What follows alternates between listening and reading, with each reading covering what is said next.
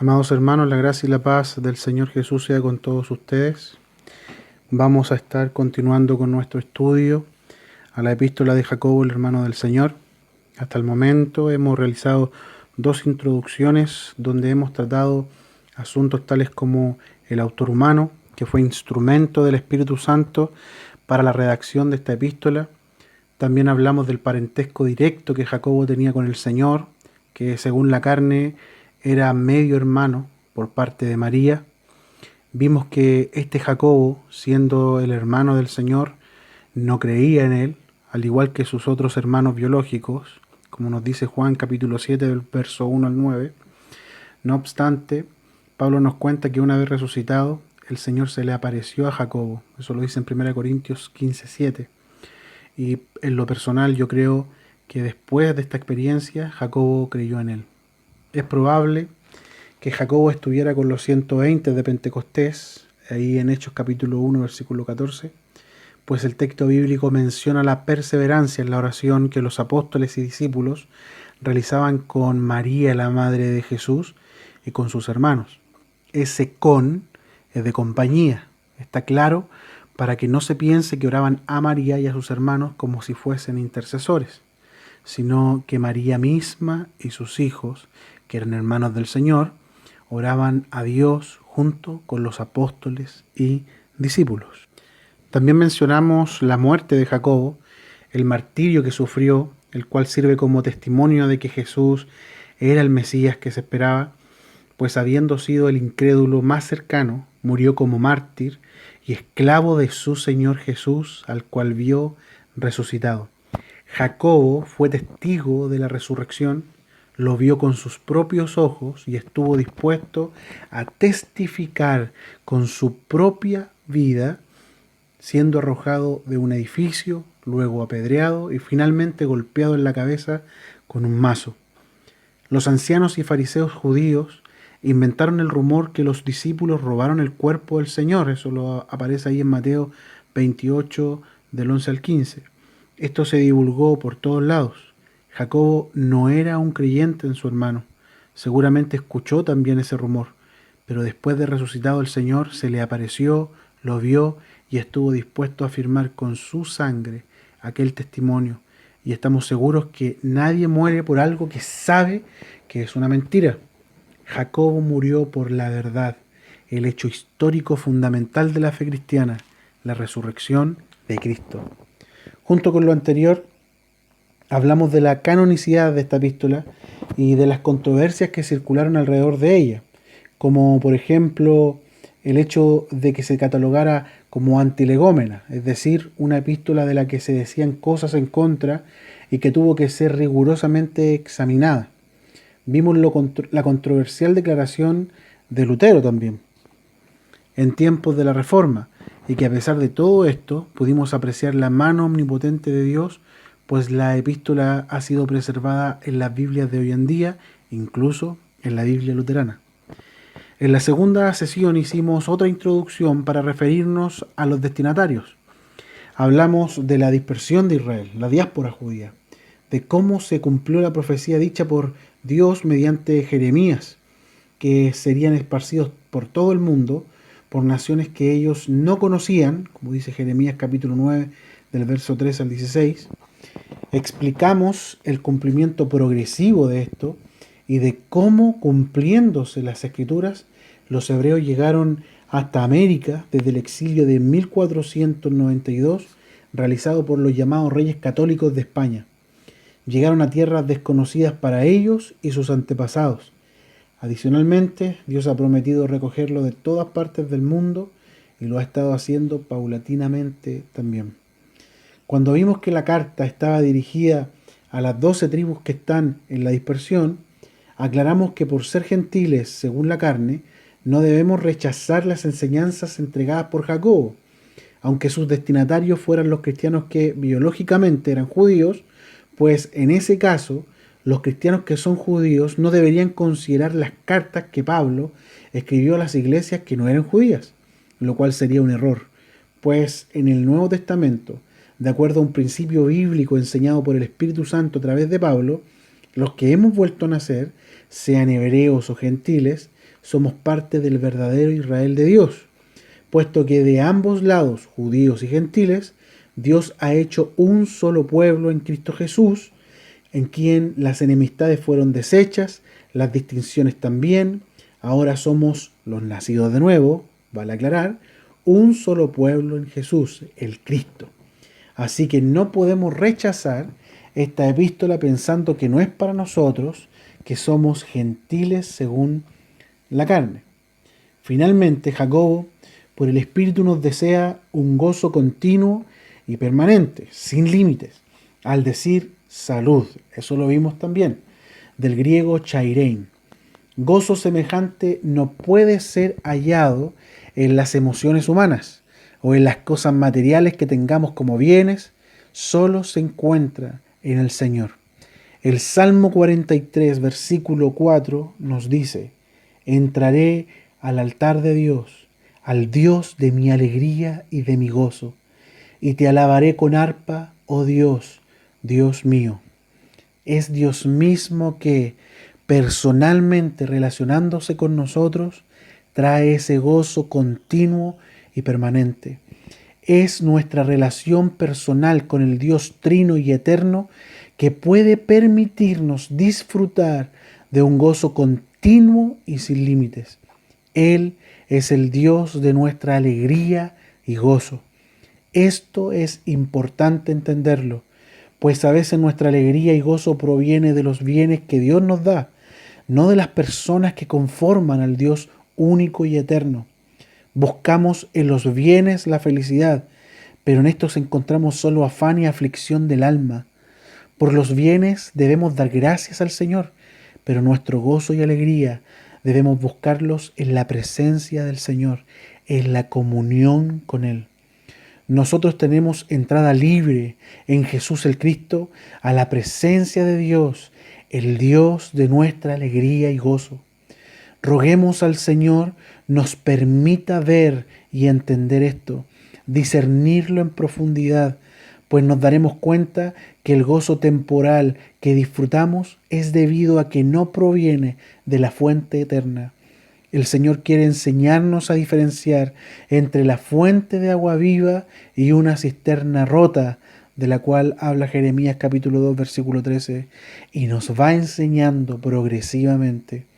Cada vez Dios va avanzando más en enseñarnos la relación íntima y personal que quiere que tengamos con Él, para que lleguemos a comprender por experiencia que en su persona se halla el verdadero gozo. Esta es una experiencia personal de cada uno con el Espíritu de Dios, quien primeramente se encarga de mostrarnos que nuestro gozo humano ha dependido siempre de lo que perece, de nuestros bienes, de nuestra salud, de lo temporal. Luego de darnos cuenta de esto, de entenderlo por iluminación del Espíritu, llegamos a comprender lo que dijo el salmista en el Salmo 16:11. Me mostrarás la senda de la vida, en tu presencia y plenitud de gozo, delicias a tu diestra para siempre. Es el Espíritu que nos muestra la senda de la vida, que es semejante a decir el camino de la vida. El camino y la vida en el Nuevo Testamento son una persona. Juan capítulo 14, versículo 6 nos dice: Jesús les dijo: yo soy el camino y la verdad y la vida. Nadie viene al Padre sino por mí. En el griego, la repetición de la conjunción, en este caso kai, que se traduce y, es considerada una figura literaria llamada polisíndeton. El uso que se hace de esta figura es para llamar nuestra atención a cada una de las partes que se mencionan en la oración y que se unen por la conjunción y. El Señor Jesús es la senda de la vida que nos lleva a la presencia de Dios. El Señor Jesús es el camino y el Señor es la verdad y el Señor es la vida. Nadie va al Padre si no es por Él. Es por medio del Señor Jesús, en Él, que podemos entrar a la presencia de Dios, el Dios de nuestro gozo y alegría. Es con este Dios que podemos tener una relación que nos permite estar en su presencia, y en su presencia hallaremos el gozo verdadero, un gozo perfecto, un gozo que está más allá de nosotros, que no depende de nuestros bienes, no depende de nuestra salud ni de las circunstancias, sino que depende de Dios y del conocimiento y comprensión que obtenemos acerca de Él. A veces el cristiano se siente sin propósito en la vida, todo pierde su valor. ¿Para qué orar? ¿Para qué leer las escrituras? ¿Para qué reunirme? ¿Para qué escuchar a los que enseñan? No le demos sentido a nada.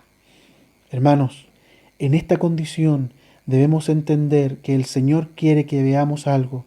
Nos quiere mostrar que Él es el sentido de todas las cosas, que Él le da valor a todas las cosas, que Él es el propósito de todas las cosas.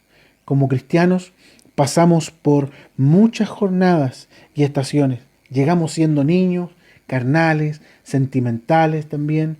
Nos mueven las emociones y pensamos que ese es el Señor. Cantamos un cántico y nos conmueve y oramos y pensamos que es el Señor. Pero después, pasados los días, cantamos el mismo cántico y ya no nos emocionamos. Entonces pensamos que el Señor no está, hoy no nos visitó y nos entristecemos. Y esto es debido a que somos niños y todo gira alrededor de nosotros, alrededor de lo que sentimos y nos da placer. Hedonismo, ¿lo recuerdan? Pero el Señor es más que un sentimiento, es más que nosotros mismos, es una persona infinita que tiene valor en sí mismo. El Señor no necesita de nada para ser Dios y feliz. Él está completo, pero nosotros sí necesitamos de Él para ser felices y estar completos. Esto es algo que el Señor nos va llevando a comprender. El Señor nos lleva al conocimiento experimental de que Él es necesario para vivir. Hermanos, esto nos permite entender que si hemos estado sirviendo al Señor y perdimos gozo y no encontramos la razón por la cual hacemos las cosas, entonces es que hemos dejado al Señor, le hemos abandonado, dejó de ser el centro para nosotros. Lo sustituimos con cosas malas o buenas, pero lo sustituimos. Entonces llegamos a comprender que estamos sedientos, tenemos sed, estamos cansados de todo, nada nos satisface, y es aquí que muchos creyentes se van, se apartan, se detienen, pero hay otros que entran en una búsqueda de Dios, el Dios de nuestro gozo y alegría, y comienzan a llamarlo, a invocarlo, a confesarle que tienen hambre y sed de Él. Gloriosamente, si esta búsqueda se vuelve seria e intensa, finaliza con Dios tocándonos y dándose a conocer aún más a nosotros mediante su palabra y la experiencia. Y nos volvemos a Él y encontramos el sentido de todo nuevamente, porque de alguna manera nuevamente hemos hallado al Dios de nuestro gozo y alegría. Hermanos, si usted no encuentra sentido a nada, no se vaya, no deje la fe, no deje a Cristo, no se detenga. No es tiempo de retroceder, es tiempo de sumergirse en el Señor, de buscarlo, de invocarlo, de insistir en quererlo tocar en el Espíritu, de comprender que solo Él llena nuestra vida, que Él es la fuente de vida. Él es la medida justa para nuestro vacío. El alma es insaciable. Si no es con el Señor, intentaremos llenar el vacío con cosas o personas o bienes. Nuestro corazón es como el mar. Todos los ríos llegan al mar, pero jamás se llena, nos dice Eclesiastés capítulo 1, versículo 7. Dios es la medida para nuestro corazón. En Él hallamos saciedad y todos los días hemos de ir a su mesa buscándole. Es en el Señor, en su persona, que encontramos el gozo continuo y permanente que nos desea Jacobo. Oh hermanos, ¿cuánto necesita el cristiano comprender esto? Experimentarlo. Este gozo proviene de conocer y entender a Dios personalmente. Bueno, Todo esto nos sirve de recordatorio y resumen. Ahora, mediante la gracia de Dios, vamos a seguir avanzando con el versículo 1 y vamos a completar estas introducciones realizadas, con estas son 3, considerando una mención personal que Jacobo realiza ligada a Dios y al Señor Jesús. Vamos a abrir nuestras Biblias una vez más en Santiago capítulo 1 versículo 1, lo que en la Biblia textual, tercera edición y también la cuarta, es Jacobo 1:1. Allí dice, lo voy a leer en las dos versiones, en la Reina Valera del 60 y también en la Biblia textual, tercera edición.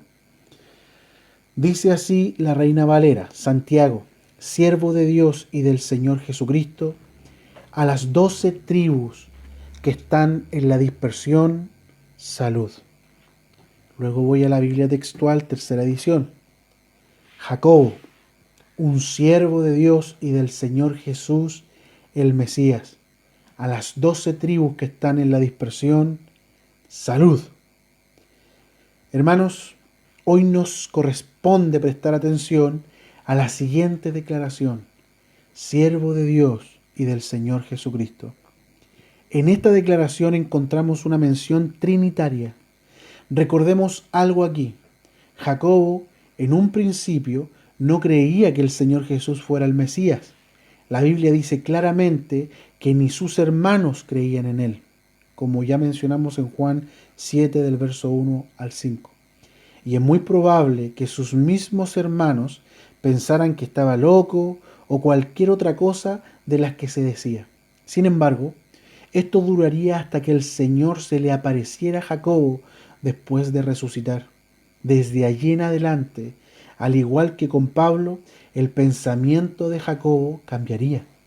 Su hermano biológico, al que conoció, con el cual vivió y creció, no era un simple hombre, no era simplemente su hermano, era el Mesías que se esperaba. Esto ya era algo grandioso. Ahora, no solo esto Jacobo comprendió, pues en su declaración hay algo profundo que debemos estudiar. Miren, primero Jacobo dice que él es un siervo de Dios y del Señor Jesucristo.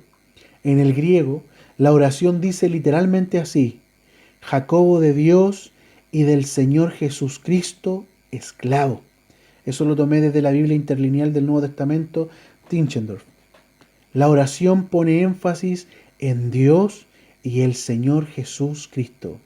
El original dice Señor Jesús Cristo. 3 palabras. 1, Señor. 2, Jesús. Y 3, Cristo. Quisiera que pongamos atención a esto, porque es importante comprender qué entendió Jacobo, pues él podría haber partido la carta diciendo Jacobo, el hermano de Jesús, o como lo menciona Pablo en Gálatas 1:19, el hermano del Señor.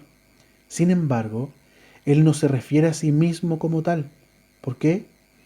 Analicemos la declaración que hace Jacobo. Primero menciona a Dios, y con esto se refiere al Padre, al Dios de Israel, el Todopoderoso, el Dios que como judío había creído desde siempre. Pero luego Jacobo hace una declaración que, al leer lo que Pedro dijo del Señor Jesús en su primer discurso, veremos que hay un énfasis necesario que debemos hacer. Pedro dijo en Hechos capítulo 2 versículo 36 lo siguiente: sepa pues ciertísimamente toda la casa de Israel que a este Jesús, a quien vosotros crucificasteis, Dios le ha hecho Señor y Cristo. Pedro dice que Dios ha hecho a Jesús Señor y Cristo. Dos cosas que se relacionan a dos aspectos distintos de la persona del Señor Jesús. Señor en el griego aparece como Kyrios, y según el hermano Evis Carballosa, este título en cuanto al uso del griego clásico contenía la idea de legalidad y autoridad. Adicionalmente, en el periodo clásico de los filósofos se le aplicaba a los dioses con minúscula de la Grecia pagana. Ya en el tiempo del griego koiné, que es el griego del Nuevo Testamento, se utilizaba esta palabra para referirse a personajes que políticamente ejercían una gran autoridad, como en los casos de Herodes el Grande, Agripa I, Agripa II, Calígula y por supuesto Nerón, el cual se autodenominaba el Señor de todo el mundo. Ahora bien, recordemos que aunque la epístola está escrita en griego, la está escribiendo un judío. Y en el Antiguo Testamento judío, en su primera traducción al griego, llamada Septuaginta, la palabra Kyrios se utilizaba como traducción del hebreo Adón o Adonai, que significa literalmente Señor o mi gran Señor. Así que en muchas oportunidades de las que se refiere a Dios, se refiere a Él como el gran Señor soberano de todo, nuestro gran Señor. Esto por una parte. Pero también, por otro lado, había una tradición judía que se encargaba de reemplazar en las escrituras el nombre Yahweh de Dios por Adonai. Lo que se realizaba debido a que los judíos consideraban demasiado sagrado el nombre de Dios para ser pronunciado por labios de hombre. Entonces, en muchos pasajes donde el original hebreo decía Yahweh, se reemplazó por Adonai. Muchos eruditos dicen que en varias citas que se realizan en el Nuevo Testamento de las Escrituras hebreas, la fuente es la Septuaginta. Les voy a mostrar un ejemplo. Leamos Isaías 40, versículo 3. Dice así: Voz que clama en el desierto, preparad camino a Jehová, enderezad calzada en la soledad a nuestro Dios. Lo tomé de la Reina Valera del 60. Ahora leamos la cita que realiza Lucas acerca de Isaías, posiblemente de la Septuaginta. Dice así: como está escrito en el libro de las palabras del profeta Isaías, que dice: voz del que clama en el desierto, preparad el camino del Señor, enderezad sus sendas. Lucas 3:4. También lo tomé de la Reina Valera. ¿Se dieron cuenta que Lucas dice Señor en vez de Jehová o Yahweh? Se piensa que es debido a que la cita la hace de la Septuaginta, que era en griego. Bueno, allí se traduce Kyrios en vez de Yahweh. Entonces, para referirse a Dios, al nombre de Dios, un judío también usaba la palabra Kyrios. Teniendo todo esto en cuenta, entonces entendemos que Jacobo dice Señor Jesús por dos razones. La número uno, el Señor Jesús es la máxima autoridad, el soberano de los reyes de la tierra, el Señor de señores y Rey de reyes. Número dos, Jesús es Dios. Jesús es Yahweh. Cuando consideramos esto, vemos la razón por la que los primeros hermanos morían por no declarar que el César era el Señor, pues Nerón, que ya mencionamos antes, le atribuía divinidad al título y al usarlo lo consideraba como si él fuera el Señor de todo el mundo. Vemos allí un hombre con delirio de Dios. Él se creía Dios con minúscula, pensaba de sí mismo con locura. Los cristianos respondían ante su delirio: Jesús el Cristo es el Señor. Y no se utilizaba como título de autoridad solamente, sino como título divino. Decir que Jesús el Cristo es el Señor es decir que Jesús el Cristo es la máxima autoridad, es decir que Jesús el Cristo es nuestro gran soberano, pero también es decir que Jesús el Cristo es Yahweh, es Jehová. Por lo tanto, hermanos, la declaración que hace Pablo en Romanos capítulo 10, versículo 9, diciendo que si confesares con tu boca que Jesús es el Señor y creyeres en tu corazón que Dios le levantó de los muertos, serás salvo, no se refiere a creer que Jesús es la máxima autoridad solamente, sino a que Jesús es el Cristo, pero también Yahweh. Jesús es Dios. ¿Se dan cuenta ustedes lo que está diciendo Jacobo en su presentación? Está diciendo que Dios tiene un Hijo eterno, que vino al mundo, que sirvió, murió y resucitó de los muertos. Jacobo como judío está diciendo que Jesús es Dios, es Jehová del Antiguo Testamento. Jesús es el Dios de Israel, el Dios que se le reveló a Abraham, a Isaac, a Jacob, a Moisés. Está diciendo que Dios el Padre tiene un Hijo eterno. Dios el Hijo, el unigénito Dios. Que Dios el Padre es Dios. Pero también está diciendo que Jesús el Cristo también es Dios. Es Yahvé. Al ver esto, entendemos por qué no se presentó a sí mismo como el hermano de Jesús. Pues dado que el pensamiento judío era de venerar con extrema solemnidad a Dios, que ni siquiera se atrevían a pronunciar su nombre, Jacobo seguramente consideraría una osadía decir que él era el hermano del Señor. ¿Se dan cuenta? Al llamarle Señor y decirse siervo de él, está poniendo en la categoría de Dios tanto al Padre como a Jesús el Cristo.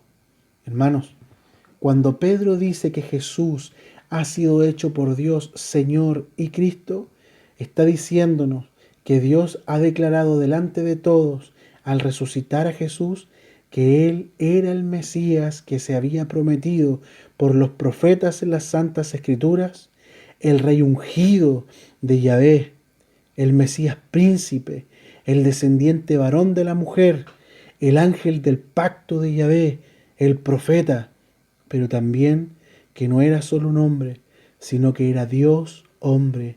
Dios mismo vino en carne, como dice Isaías capítulo 35, versículo 3 al 5.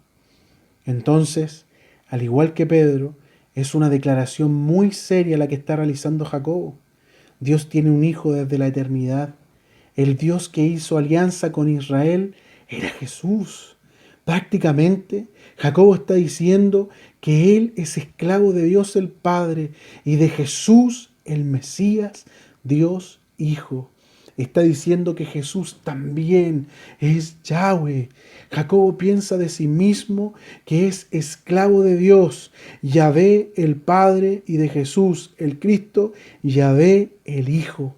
Esta es una declaración controversial para el judaísmo.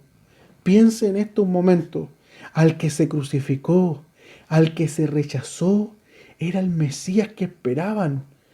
Pero además, aquel hombre era Jehová, su propio Dios. Si bien es una declaración a favor de la deidad de Cristo, implica dolorosamente que al hombre que golpearon, humillaron, rechazaron, escupieron, escarnecieron, desnudaron y colgaron de un madero, una muerte maldita, como dice Deuteronomio 21:23 y Gálatas 3:13, era su propio Dios, Yahvé. Y este testimonio es respaldado por el Padre que levantó de los muertos a Jesús, su santo Hijo, pues la resurrección de Jesús de Nazaret, como dice Romanos 1:4, es la declaración oficial del Padre acerca de Jesús de Nazaret como el Hijo de Dios, es decir, Dios Hijo. Los mismos judíos entendieron aquello en las declaraciones que el Señor Jesús hizo de sí mismo y por lo cual procuraban matarle. En Juan 5:18 se nos dice: por esto los judíos aún más procuraban matarle, porque no solo quebrantaba el día de reposo, sino que también decía que Dios era su propio Padre, haciéndose igual a Dios.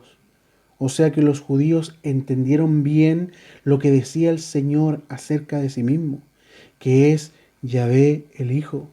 ¿Se dan cuenta lo impactante que es para un judío el que se le revele Cristo? Saber que la persona que pendía del madero no era solo el Mesías, sino Dios mismo, Dios hombre.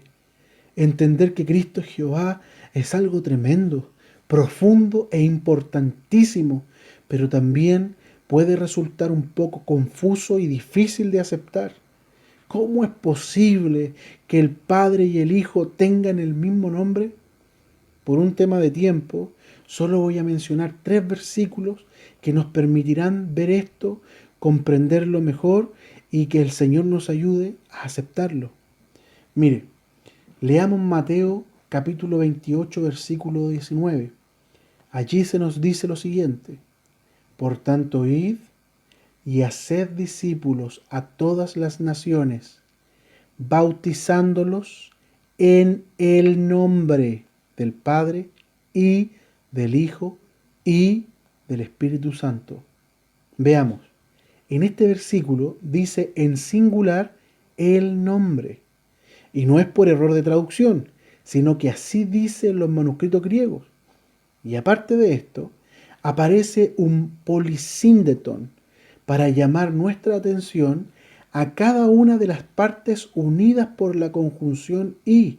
O sea, nos está diciendo que el Padre y el Hijo y el Espíritu Santo tienen un mismo nombre. ¿Cuál es este nombre? La Biblia nos lo dice. Mire, vamos a Deuteronomio capítulo 6, versículo 4. Allí dice: Oye Israel, Jehová nuestro Dios, Jehová uno es. Hermanos, Yahvé es uno. Y saben, para decir uno, el hebreo, dependiendo del contexto, usa dos palabras distintas. Una es Yahid o Yahid, que se utilizaba para referirse a único, como cuando Dios le dice a Abraham en Génesis 22:2 que tome a su hijo, tu único Isaac, o para referirse a solitario. La otra palabra es Ejad, que se refiere a una unidad compuesta. La vemos, por ejemplo, en Génesis capítulo 2, versículo 24, donde dice que dejará el hombre a su padre y a su madre, y se unirá a su mujer, y serán una sola carne. Allí donde dice una sola carne, dice Ejad. Como dice el hermano Gino Gianfrancesco, es diferente un individuo a un equipo. Diferente una unidad a una docena. Considerando esto, podríamos decir que un individuo es Yahid, mientras que un equipo es Ejad. Ahora, en Deuteronomio capítulo 6, versículo 4, la palabra hebrea que aparece para decir uno es Ejad. Por lo tanto, lo que nos está diciendo Deuteronomio 6:4 es que Yahvé, nuestro Dios, Yahvé es una unidad compuesta. Así como el varón y la mujer se unen para ser una sola carne, esa unidad compuesta que existe entre dos personas, varón y mujer, así también es en Dios. Tres personas en una sola esencia, Dios. Dos personas, el varón y la mujer, son un solo ser, el hombre. Así también, tres personas, el Padre y el Hijo y el Espíritu Santo, son un solo ser, Dios. Entonces, como Jehová es uno, entendemos que el Padre lleva el nombre Yahvé o Jehová, lo mismo el Hijo y también el Espíritu Santo. Para aclararlo aún más y comprender que las tres personas en Dios tienen y comparten el mismo nombre, veamos un ejemplo que Dios mismo nos da de esto. Aquí veremos la unidad en el nombre y la unidad en el ser.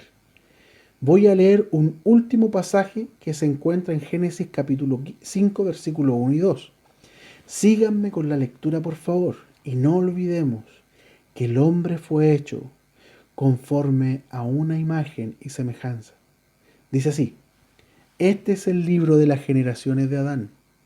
El día en que creó Dios al hombre, singular, a semejanza de Dios lo hizo. Varón y hembra los creó, plural. Y los bendijo, plural. Ahora noten, y llamó el nombre, singular, el nombre de ellos, nuevamente plural, Adán, el día en que fueron creados. ¿Se dan cuenta? Aquí ocurre lo mismo que en Mateo 28:19. Y no olvidemos lo que dice, que el hombre fue hecho a semejanza de Dios. De alguna manera, el Señor nos permite comprender el misterio de la pluralidad de personas en la unidad del ser. ¿Se dan cuenta? Se habla en singular del nombre, pero se nos dice en plural que este nombre pertenece a ellos, el varón y la mujer. Es decir, que para Dios el varón y la mujer compartían el mismo nombre, Adán. Dios los llamó a ambos con un solo nombre, Adán. Fue el varón, mis hermanos, que llamó a su mujer Eva, y eso lo muestra Génesis 3:20. Entre ellos mismos se diferenciaban. Adán era el varón, Eva la mujer por ser madre de los vivientes. Pero delante de Dios tenían el mismo nombre, Adán. ¿Por qué? Porque fueron hechos a la semejanza de Dios. ¿Lo pueden ver, mis hermanos? Entonces, entendemos que Jacobo nos está diciendo que él cree en el Dios Padre, pero también en Dios Hijo, el cual lleva también el nombre Jehová. Lo que Jacobo vio no le permitió usar el parentesco en su presentación. Jacobo vio que su hermano, según la carne, era el Cristo, el que Israel estaba esperando, el ungido de Dios, el profeta, el hijo de David, Silo. Ese era Jesús, al que llamaba y reconocía como el Cristo, diciendo Jesús Cristo. Pero esto no era todo. Jacobo lo llama Señor, tal como se le llama a Yahvé en su Tanaj judía. Jacobo lo reconoce como Dios, como Jehová. Por ende, en esta declaración Jacobo está reconociendo que lo que decía Jesús de Nazaret era verdad, que aquello por lo que los judíos querían apedrearlo, llamándolo blasfemo, era la realidad. Jesús es el Señor, Jesús es Dios, Jesús es Yahvé. El mismo nombre Jesús proviene del hebreo Yahshua. En griego es Jesús. En hebreo era la contracción de dos palabras. Ya, que es la contracción de Yahvé, la vemos en los salmos cuando dice Ja en la versión Reina Valera del 60, por ejemplo en el Salmo 68:4. Y Chua, que proviene del verbo Yashá, que significa amparar, ayudar, conservar, defender, librar, salvar, socorrer. Significa Yahvé salva o Yahvé salvación. Hermoso significado, ¿les parece? Ahora, para finalizar ya con esta introducción, Jacobo se conoce a sí mismo como siervo de Dios y del Señor Jesús el Cristo. La palabra siervo que aparece aquí en griego es doulos, o doulos se escribe. Para una mejor comprensión debería ser traducida esclavo, pues para decir siervo se utiliza la palabra diácono. Es probable que la razón por la que no se tradujo así sea el desprecio por la esclavitud que tiene el ser humano. Me imagino que es para no ofender a nadie, pero lo que está diciendo es que Jacobo se consideraba a sí mismo un esclavo de Dios y del Señor Jesús Cristo. Para los griegos y romanos, los esclavos eran nada, no eran dueños de sus propias vidas, su propia voluntad estaba subordinada a la de su amo. Ellos se jactaban de ser libres, era lo peor de la sociedad el ser esclavo. ¿Saben? Conociendo el corazón del hombre, la maldad que hay en él, nadie quiere ser esclavo de otro hombre. En eso todos estamos de acuerdo. Pero cuando comenzamos a conocer el corazón de Dios, cómo es Él, entonces serle esclavo es honorable. Es entender que fuimos creados para la gloria de Dios, como nos dice Isaías 43:7, y que no hay nada mejor que vivir en su presencia, aunque esto sea vivir como esclavos para Él. Miren lo que dice Éxodo capítulo 21, versículo 6 respecto a los amos y esclavos. Dice: si comprares siervo hebreo, 6 años servirá, mas al séptimo saldrá libre, de balde. Si entró solo, solo saldrá. Si tenía mujer, saldrá él y su mujer con él. Si su amo le hubiere dado mujer y ella le diere hijos o hijas, la mujer y sus hijos serán de su amo, y él saldrá solo. Y si el siervo dijere: yo amo a mi señor, amo a mi mujer y a mis hijos, ¿No saldré libre? Entonces su amo lo llevará ante los jueces y le hará estar junto a la puerta o al poste, y su amo le horadará la oreja con lesna y será su siervo para siempre. Observen la frase, yo amo a mi Señor. Hermanos, esta es la única razón para querer ser esclavo del Señor, el amor por Él. Pero no puedes amar al Señor si no le conoces, y no puedes conocerle si no se revela a sí mismo, y no se revelará a sí mismo si no lo buscas con insistencia. Al Señor se le ama con razón, como dice el Cantar de los Cantares 1:4, no sin razón. Debemos anhelar que se nos revele. Jacobo había visto más allá de la humanidad de su hermano. Había visto a Dios. Se le había revelado el Hijo Eterno y voluntariamente lo amó y se consideró a sí mismo su esclavo. Es curioso que para recibir al esclavo para siempre, el amo debiera llevarlo a la puerta o al poste y horadar la oreja de su esclavo con lesna. ¿Por qué la oreja a la puerta? Una de las cosas que se le pide al esclavo en las Escrituras es que sea obediente a su amo, lo mismo que los hijos a sus padres. Eso lo puedes ver en Efesios capítulo 6. La palabra obediencia significa oír bajo como subordinado, escuchar con atención. Es decir, ponerse debajo de alguien para escuchar con atención lo que nos dice. Ese es el llamado para el esclavo y también para los hijos. Nosotros los creyentes somos llamados a obedecer a Dios, a prestar atención a Él, a su voluntad. Pero esto no es posible si no entendemos lo del poste o la puerta. Nuestra puerta, según Juan 10 del verso 7 al 9, es Cristo. Debemos ir a Él y prestar nuestro oído para que sea atravesado. Esto es la cruz, mis hermanos. Negarnos a nosotros mismos para vivir para Él. No más yo, sino Cristo en mí, como dice Gálatas 2:20. Hoy en día parece que ser un siervo entre el mundo religioso es un título honorífico. He oído a muchos hermanos referirse a los hermanos que sirven al Señor como siervos, y me he dado cuenta que algunos miran esto como un título de distinción. Pero hermanos, Jacobo y los apóstoles no lo usaban así, sino que para ellos era reconocerse a sí mismos como personas sin voluntad propia, que estaban para hacer la voluntad de otro, que sus cosas eran de otro, su familia era de otro, su casa, sus bienes, su salud, su tiempo, su vida, todo era de otro, al que ellos amaban y servían. Ellos estaban ante Cristo, la puerta, a quien entregaron su oído por amor. Una última cosa que diré para terminar es considerando algo que oí decir al hermano Francisco Lacueva en una de sus conferencias grabadas. Lo voy a parafrasear para ustedes, hermanos. El hermano dijo, de Dios somos esclavos, pero de los hermanos, servidores.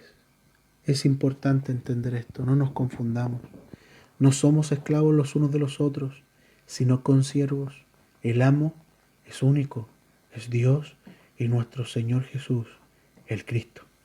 Estemos reflexionando y meditando en estas cosas. Vamos a parar aquí. Que el Señor siga hablando a nuestros corazones, mis hermanos. Amén.